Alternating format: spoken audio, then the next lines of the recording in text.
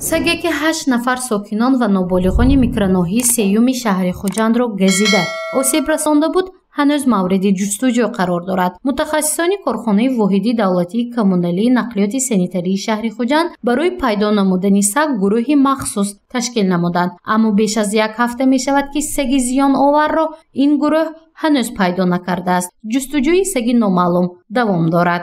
ҳодисае ки дар микроноҳияи сеюм рӯҳ дод санаи 5 июн ки аз тарафи тибқи дархости қабул шуда аз тарафи корхона се мерган дар асоси дархости қабул шуда дар ҷои ҳодиса ҳозир шуда зиёда аз 27 адад сагҳои бесоҳибро қир карданд. ҳамон саге ки ба шаҳрвандон осиб расонидааст аз тарафи мерганҳои коргоҳ дарёфт карда нашудааст.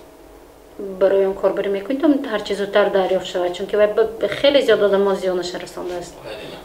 البته این حالتی که روح داد، البته این بیوسته به کارخانه نقشه کار با ترتیب دادن نقشه ما حرکت میکنیم در روزهای نزدیک همون سگی که به شهروندان آسیب رسانیدند دریافت نماییم و بازگردانیم. аз шӯъбаи сироятии бемориҳои бениҳоят хавфноки маркази назоратию давлатии санитарӣ ва эпидемиологии вилояти Суғ иттилоъ медиҳанд ки ҳодисаи мазкур мавриди тафтиш қарор дорад. оиди ин кор пешравӣ дида намешавад. хушбахтона осебдидагон, яъне 8 нафар сокинони микроноҳии сеюми шаҳри Хуҷанд саломатии худро беҳтар эҳсос менамоянд, вале аз саги номаълум дараке нест.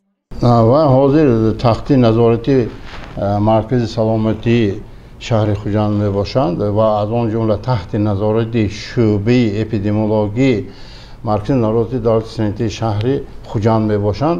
ҳозир ба ҳамашон сеҳат саломат ягон ҳодиса рӯй надодааст. акнун мегузарем ба таҳлили 5 моҳи охир ки сагҳои номаълум ва маълум ба сокинони шаҳру ноҳияҳои вилояти Суғд чӣ қадар осеби ҷиддӣ расондааст ва фарқияти он нисбат ба ҳамин давраи соли 2020 таҳлил гардидааст.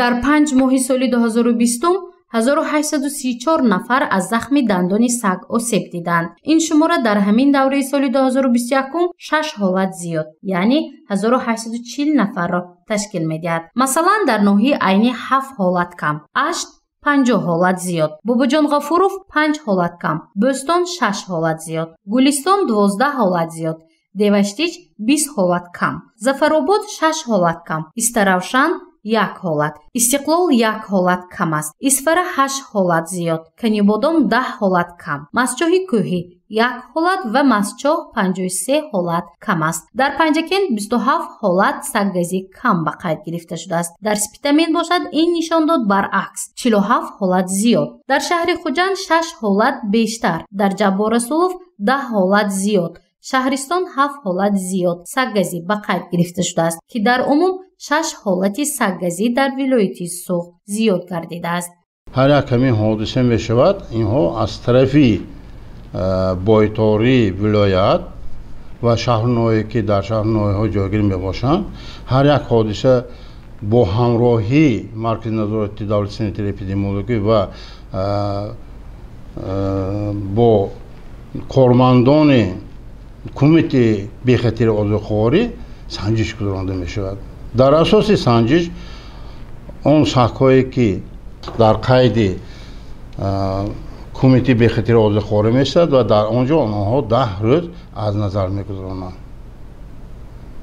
вақте ки 10 рӯз аз назар мегузаронанд, баъд маълумотнома ба маркази назорати давлати санитарии эпидемиологӣ пешниҳод мекунанд ки ин саг зинда аст.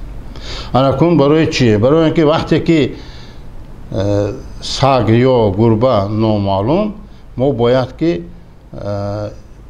6 то инъексия гирифта кунем, 6 та бар зидди бемори ҳорӣ бояд ки инъексия гиранд. агар маълум бошад 3 дона мегиранд, 3 мл интервал кади 3, 7, 21 и дальше мебуранд.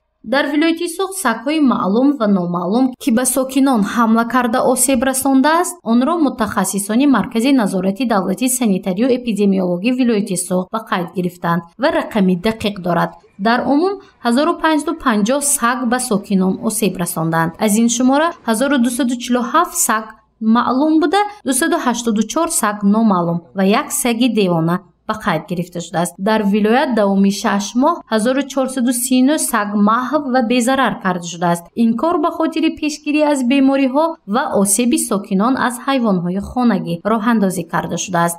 ҳамон бояд ҳаминро гӯем ки аз ҳамин ҳодиса то кӯдакони то синни 14 сола ин ҳамагӣ 1025 нафар мебошанд ки инҳо кӯдаконе ки то синни 14 сола мебошанд. аз он ҷумла сагҳо газидагӣ 2550 нафар сагҳоин зиён расондагӣ. аз ҳамин сагҳое ки 1550 нафар газиданд 1247 нафаршон инҳо сагҳои маълум, 284 нафара ҳодиса ин сагҳои номаълум ки кӯдаконро мисол дар роҳ газиданд.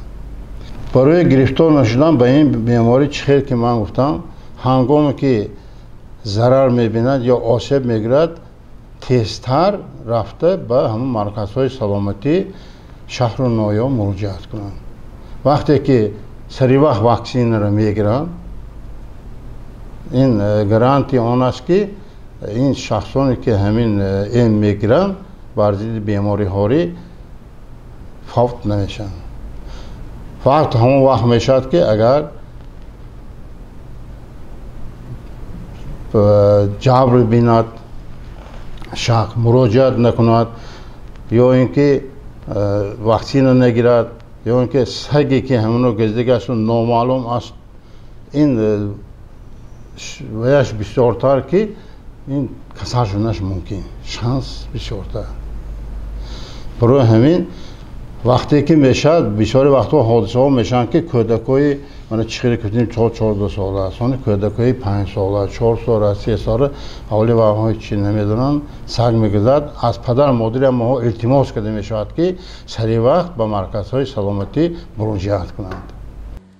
соли гузаштаи 2020 аз ҳисоби газидани саги девона як ҳолати гирифторшавӣ ба бемории ҳорӣ ба қайд гирифта шудааст. хушбахтона давоми 5 моҳи соли равон ин ҳолат, яъне гирифторшавӣ ба бемории ҳорӣ ба қайд гирифта нашудааст. саге ки 8 сокинони микроноҳияи сеюмро газид ва осеб расонд, ба куҷо ғайб зад ва оё соҳиб дорад? ин муаммо аст. ин мавзӯи дигари гузориши мо хоҳад шуд, зеро онро пайгирӣ менамоем то бемории ҳорӣ дар шаҳри хуҷанд ба қайд гирифта нашавад. гузориши Мафнушкур ва Насим Раҳимов ва Наимҷон Аюбов барои барномаи иттилооти хабар.